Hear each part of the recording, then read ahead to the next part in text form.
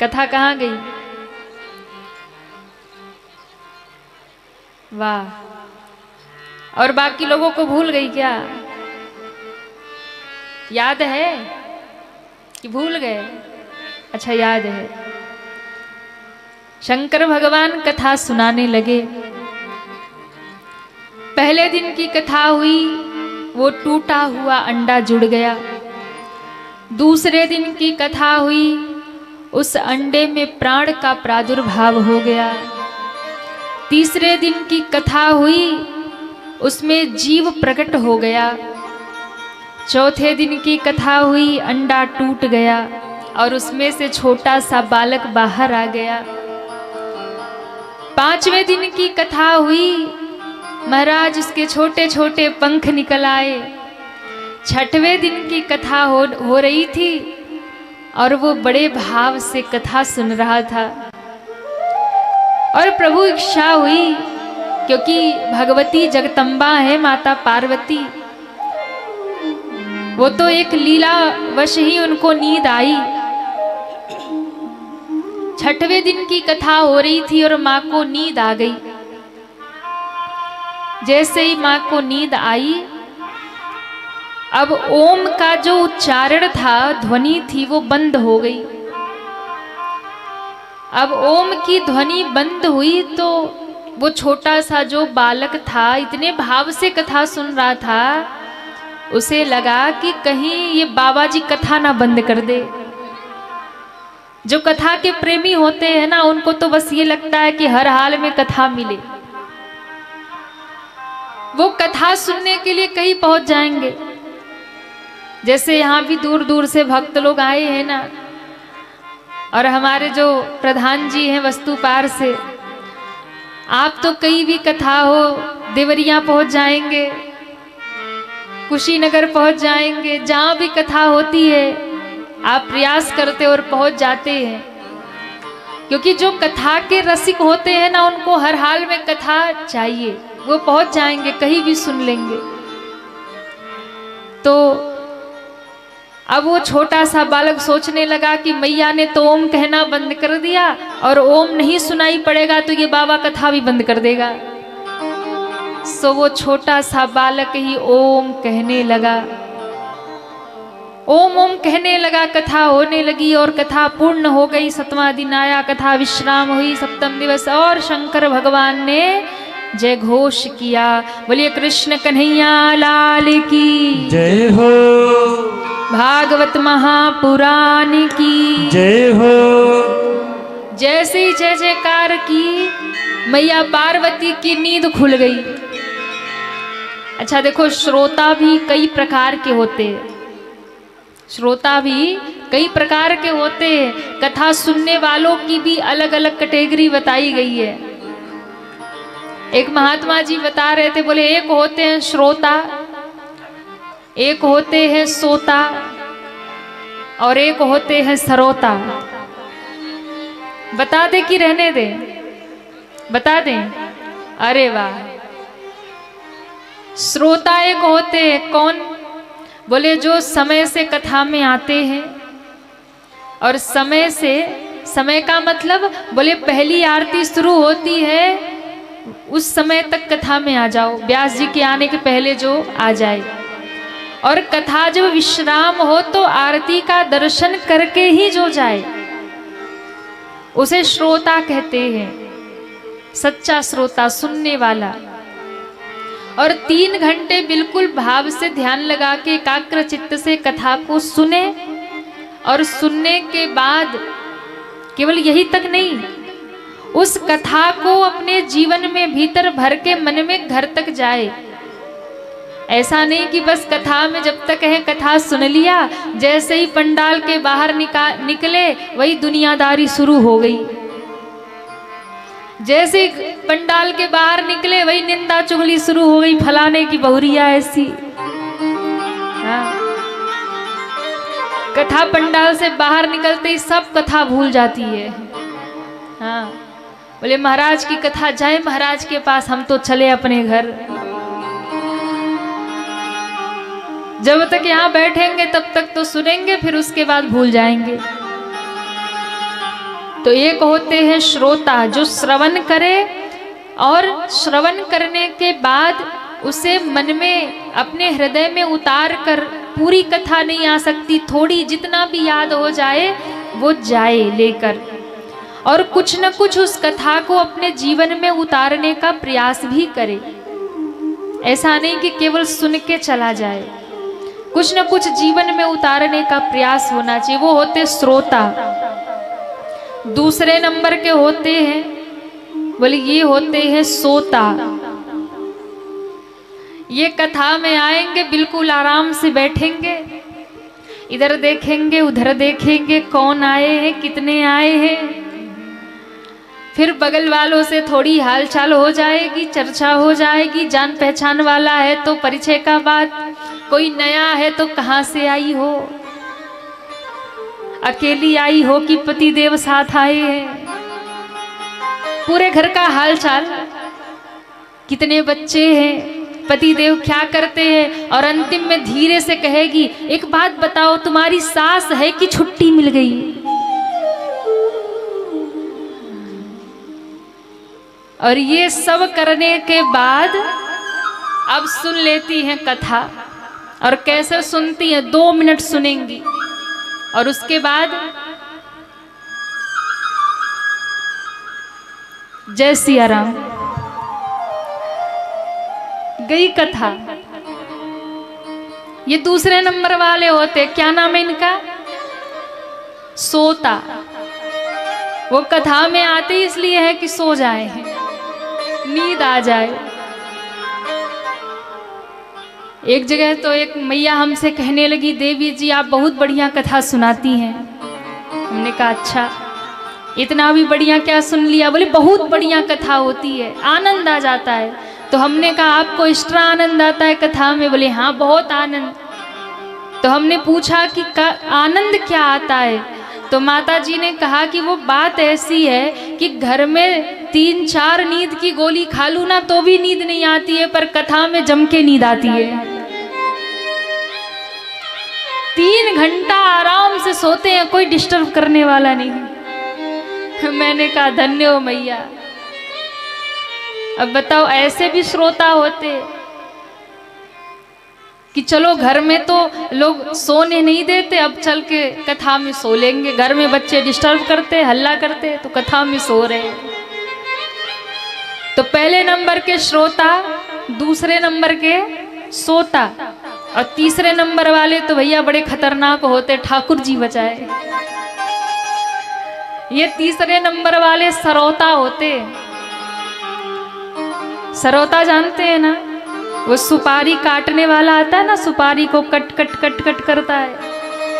तो ये तीसरे नंबर वाले वही होते हैं। वो 3 घंटा कथा में बैठ के सारी कमी नोट करेंगे, कहाँ क्या कमी है, कहाँ क्या रह गया, बस वही नोट करेंगे। 3 घंटे में क्या अच्छी बात कही गई वो पल्ले नहीं पड़ेगी।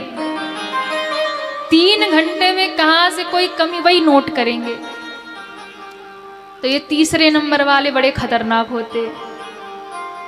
अब आप लोग अपने अपने हिसाब से विचार कर लेना, आप लोग कौन से वाले कैटेगरी के हो। तो श्रोताओं के भी अलग अलग लक्षण बताए जाते, महात्मा लोग बताते हैं। पार्वती मैया की नींद खुली, पार्वती जी ने कहा महाराज बताइए, उद्धव जी ने गोपियों से क्या कहा था? शंकर भगवान ने कहा देवी कथा तो पूरी हो गई। अरे महाराज कथा पूरी हो गई पर हमने तो सुनी नहीं, हमें तो नींद आ गया। कब? बोले जब उद्धव गोपी संवाद चल रहा था, वो 6वें दिन आता है कथा में। शंकर जी ने कहा रुको रुको रुको, यदि तुम सो गई थी तो कथा सुन कौन रहा था? हम 2 के अलावा तीसरा भी यहाँ कोई है? अगर तुम सो गई थी तो ओम का उच्चारण कौन कर रहा था? इसका अर्थ है कोई तीसरा भी है। कौन है जो इस कथा को सुन रहा था? शंकर भगवान ने ध्यान लगा के देखा तो आसन के पीछे ही छोटा सा सुक बालक बैठा था। शंकर भगवान ने कहा अरे तूने मेरी अमर कथा चुराई, मैं तुझे जिंदा नहीं छोड़ूंगा। भोले बाबा त्रिशूल लेकर खड़े हो गए। ज्यों क्रोध में त्रिशूल लेकर खड़े हुए, उसने समझ लिया अब या तो भाग जाऊं ये बाबा मार डालेगा। उड़ के भागा, और जैसे आगे आगे वो भागा, सोई पीछे पीछे त्रिशूल लेकर शंकर भगवान। बोले तूने अमर कथा चुराई, कथा चोरी से सुनी है, मैं तुझे छोड़ूंगा नहीं। उड़ते उड़ते वो शुक बालक बद्री विशाल पहुंच गया, और बद्री विशाल में व्यास जी की पत्नी बैठी हुई थी, और उन्होंने जम्हाई ली। जैसे ही जम्हाई ली, मुख खुला, वो छोटा सा रूप बनाया, उनके मुख में प्रवेश किया, और मुख के द्वार से होते हुए गर्भ में प्रवेश कर गया। अब यहाँ शंकर भगवान द्वार पे खड़े, व्यास जी ने चरणों में प्रणाम किया, धन्य भाग्य हमारे महादेव पधारे। बाबा ने कहा महादेव पधारे नहीं, सुनो तुम्हारे घर में मेरा चोर घुसा है, उसे बाहर निकालो। अरे सरकार क्या चोरी की है? बोले अमर कथा चुराई उसने मेरी। कथा सुनी, इसमें कोई दिक्कत नहीं है, पर उसने चोरी से सुनी, आसन के पीछे बैठकर अमर कथा सुनी, मैं उसे मार डालूंगा। वेद व्यास जी हंसने लगे। व्यास जी ने कहा एक बात बताइए बाबा, क्या आज आपने भांग ज्यादा पी ली है क्या? बोले क्या मतलब? बोले एक और तो आप कहते हो कि उसने अमर कथा सुनी है, और दूसरी ओर आप कहते हो कि आप उसे मार दोगे। अरे बाबा जब अमर कथा सुनी है तो आप उसे मार कैसे दोगे? और यदि आप उसे मार दोगे इसका अर्थ है आपकी अमर कथा झूठी है, उसका कोई प्रभाव नहीं है। अब शंकर भगवान को अपना ज्ञान याद आया, विवेक जगा कि ये तो सत्य कह रहे हैं, जब उसने अमर कथा सुन ही ली है तो मैं उसे मार कैसे सकता हूं? वो तो अमर हो गया, और ये हो सकता है प्रभु इच्छा से ही हुआ हो, क्योंकि पार्वती जी को नींद आया तो कोई हरि इच्छा से ही हो सकता है। भोले बाबा लौट गए, और कहते हैं जब भोले बाबा लौट गए तो माँ के गर्भ को ही मंदिर बना करके वो बालक माँ के ही गर्भ में बैठे बैठे भगवान का भजन गाने लगा, भगवान का सुमिरन कीर्तन करने लगा। 12 वर्ष बीत गए, सुखदेव जी माँ के गर्भ से बाहर नहीं आए। 12 वर्ष बीत गए, और तब जब 12 वर्ष बीत गए तब व्यास जी की पत्नी ने कहा महाराज मुझे लगता है कि मेरे गर्भ में कोई बहुत बड़ा भगवान का भक्त है, वो भगवान का भजन करता है, मुझे ध्वनि सुनाई पड़ती है। पर महाराज ये जन्म नहीं लेता, ये गर्भ से बाहर नहीं आता। तब व्यास जी ने आवाज लगाया, पुत्र 12 वर्ष हो गए, तुम्हारी माँ को बड़े कष्ट हो रहे, अब तो तुम प्रकट हो जाओ, बाहर आ जाओ। बोले नहीं। क्यों? क्योंकि प्रकट हो गया तो दुनिया में माया पकड़ लेगी। संसार बहुत सुंदर है और इस संसार में मैं फंस जाऊंगा, माया पकड़ लेगी। तो व्यास जी ने कहा तुम क्यों बाहर नहीं आते, कैसे प्रकट होगे? कहा यदि स्वयं नारायण भगवान प्रकट होकर कह दे कि पुत्र तुम दुनिया में आओ, तुम्हें पकड़ेगी, तब मैं प्रकट होऊंगा। स्वयं नारायण भगवान प्रकट हुए। नारायण भगवान ने कहा हे पुत्र बाहर आ जाओ, मैं तुम्हें वचन देता हूँ मेरी माया तुम्हें नहीं पकड़ेगी। तब सुखदेव जी महाराज का प्रादुर्भाव हो गया। बोलिए सुखदेव भगवान की जय हो, सुखदेव भगवान की जय हो। जन्म लेते ही श्री सुखदेव जी जंगल की ओर भागे। ना पिता की ओर देखा, ना माता की ओर देखा। माँ रो रही है, बेटा 2 मिनट तो रुको, तुम्हारा मुख तो देख लूं। पिता पीछे पीछे दौड़े, हे पुत्र रुक जाओ, हे पुत्र रुक जाओ। पर माया का असर नहीं है ना, माँ की ओर ना मुड़ के देखा, ना पिता की ओर देखा। जन्म से ही जो बैरागी हैं, ऐसे श्री सुखदेव जी महाराज वन की ओर जब दौड़े तो पिता पीछे पीछे पीछे भागे, हा पुत्र हा पुत्र। सुखदेव जी ने सुनी नहीं और वो जाकर समाधि में लीन हो गए। श्री व्यास जी रोने लगे। विरह से व्याकुल होकर रोने लगे। कहते हैं जब विरह से व्याकुल होकर रोने लगे, उस समय उस वन में जितने वृक्ष थे, उन वृक्षों ने सुखदेव जी की ओर से आज उत्तर दिया है व्यास जी को।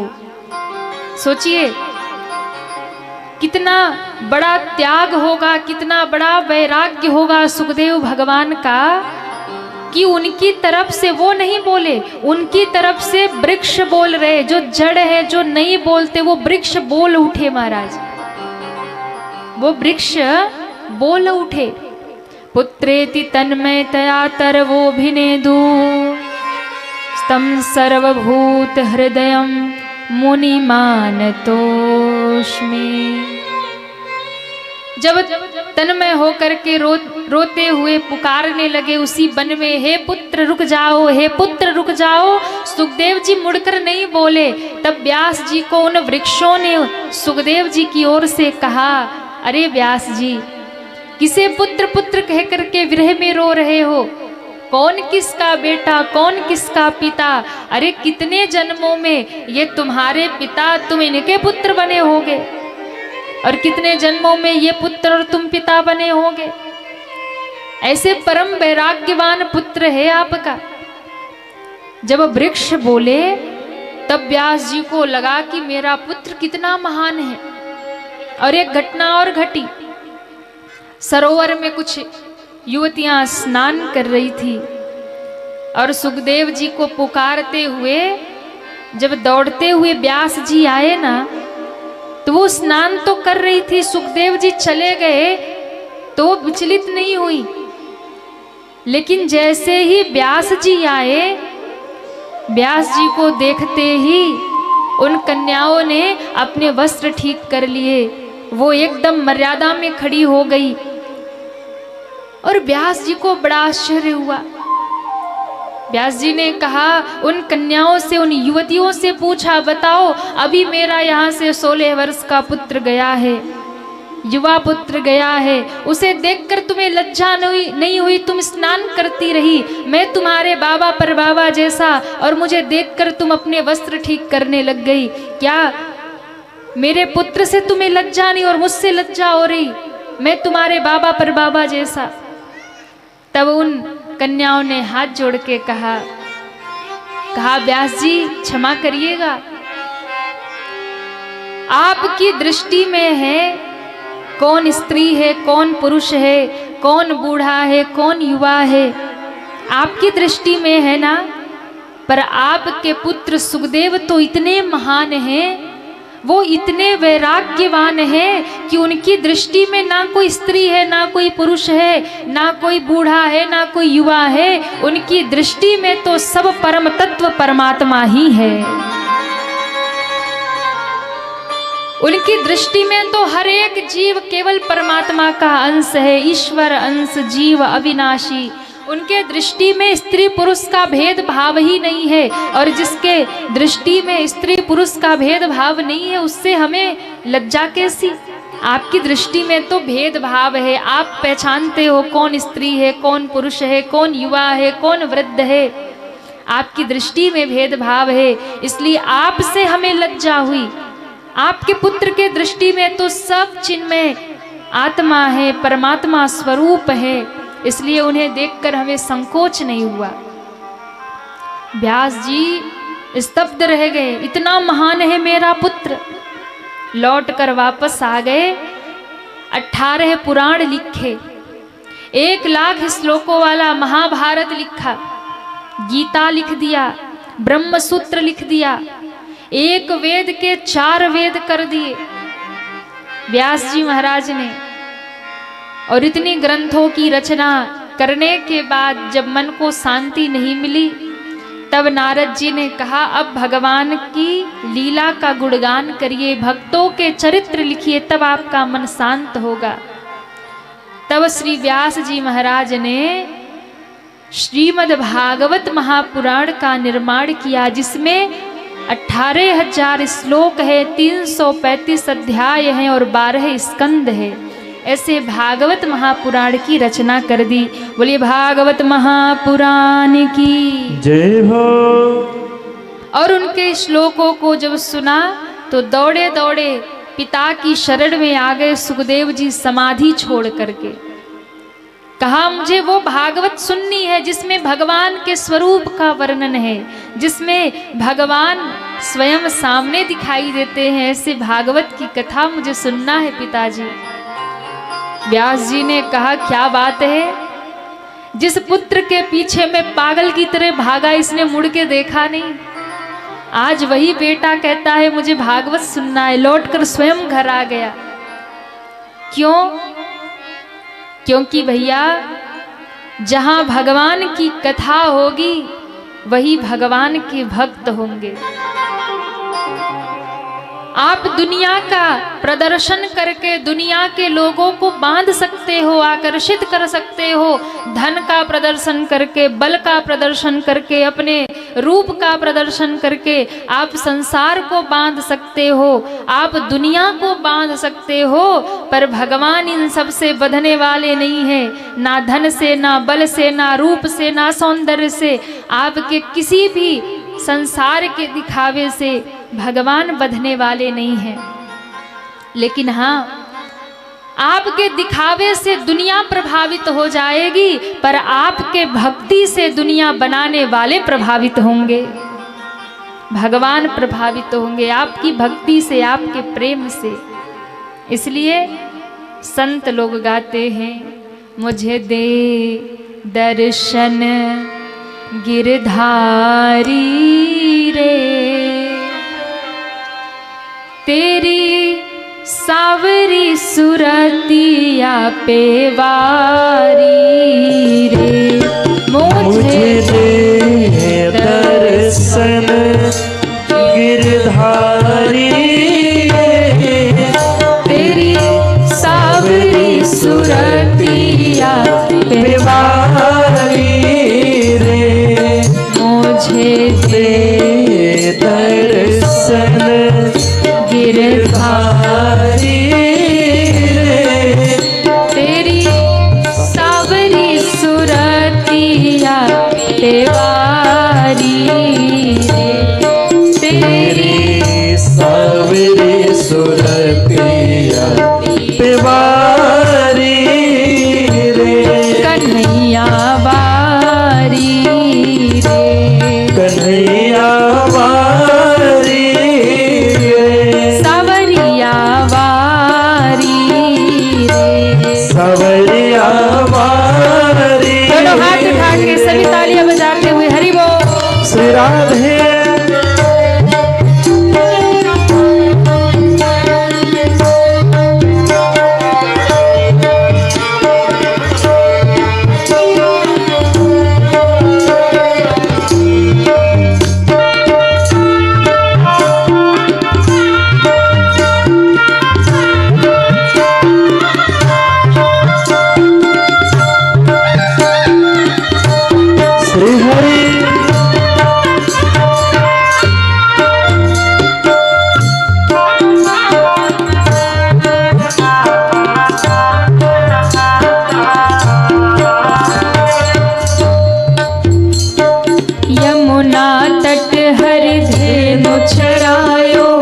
मधुर मधुर हरि बैन बजायो।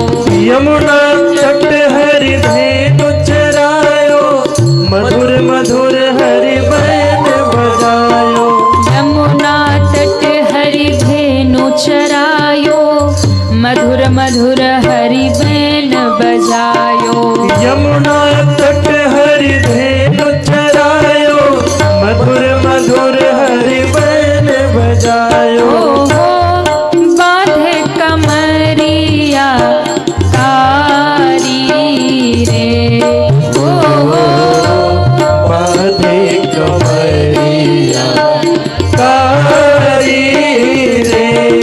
मुझे दे दर्शन गिरधारी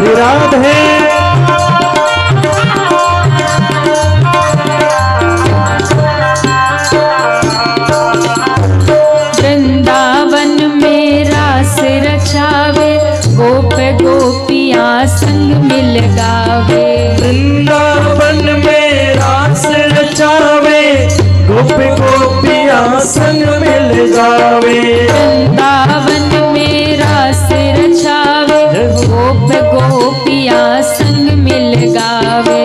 वृंदावन में रास रचावे, गोप गोपियाँ संग मिल गावे।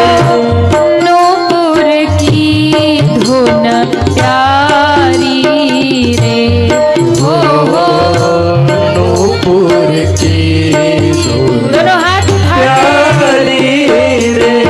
मुझे दे दर्शन गिरधारी रे, हो तेरी सावरी सुरतिया तेवारी रे, तेरी सावरी सुरतिया तेवारी रे। कन्हैया वारी रे, कन्हैया वारी रे। सावरिया वारी रे, सावरिया वारी रे। हरे रामा रामा रामा श्री राधे हरे कृष्णा कृष्ण कृष्णा हरे हरे। राम रामा हरे हरे, राम राम हरे हरे। कृष्ण कृष्ण हरे हरे, कृष्ण कृष्ण हरे हरे। बोले भागवत महापुराण की जय हो। आइए सभी हाथ जोड़िए। आज के सत्र को हम सभी यही विश्राम करेंगे, आगे की कथा हम सभी कल श्रवण करेंगे।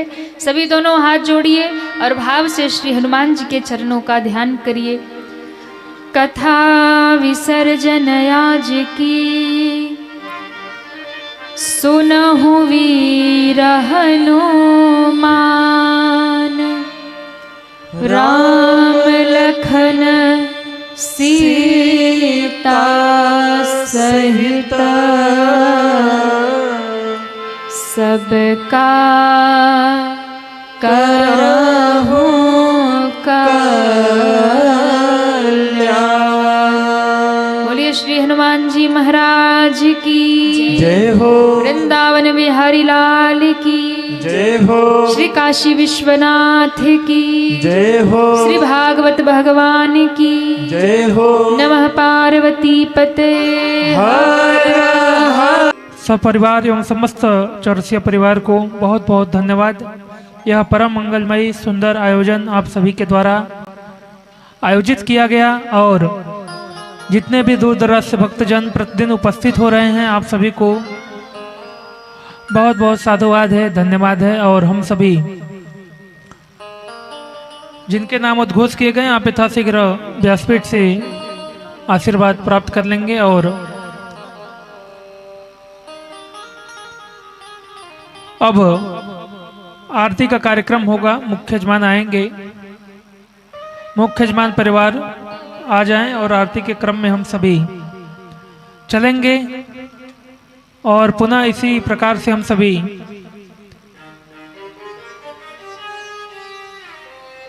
आने वाले 5 दिवस तक उपस्थित होकर के कथा का श्रवण रसपान करेंगे। केवल 5 ही दिवस हम सभी के मध्य में बचे हैं और इसके बाद 11 तारीख को कथा विश्राम करके यहाँ से प्रस्थान एवं मालदा टाउन में आगामी कथा 12 तारीख को मालदा टाउन पहुँचना है। वहाँ पर आगामी कथाएं हैं।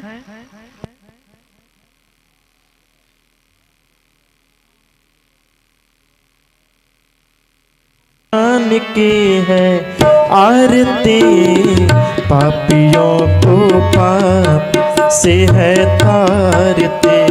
श्री भागवत भगवान की है आरती, पापियों को पाप से है तारते।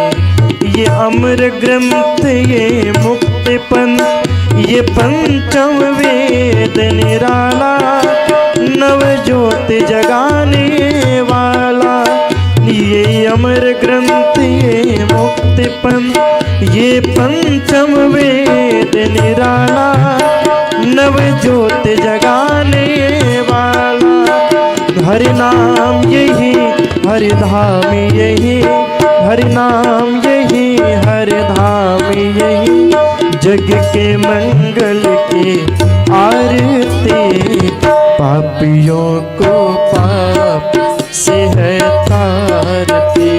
श्री भागवत भगवान के है आरती, पापियों को पाप से है तारती।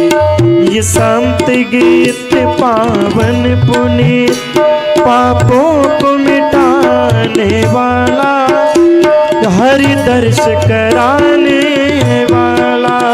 ये संत गीत पावन पुनीत, पापों को मिटाने वाला, हरि दर्श कराने वाला।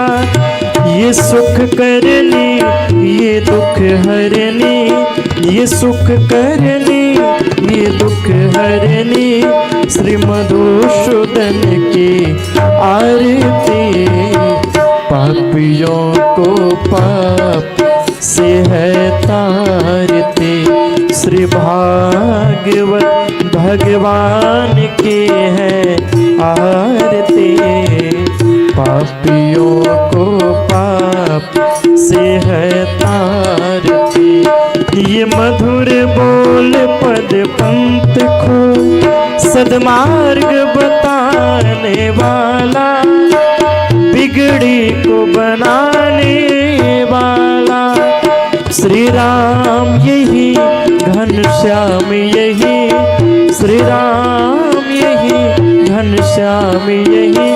प्रभु के महिमा की आरती, पापियों को पाप से है तारती। श्री भागवत भगवान की है आरती, पापियों को पाप से है तारती। कर्पूर घोरम करुणावतारम, संसार सारम भुजगेन्द्रहार, सदा वसंतम हृदयारविंद, भवम भवानी सतम नमामि। पापियों को पाप से है तारती, पापियों को पाप से है तारती।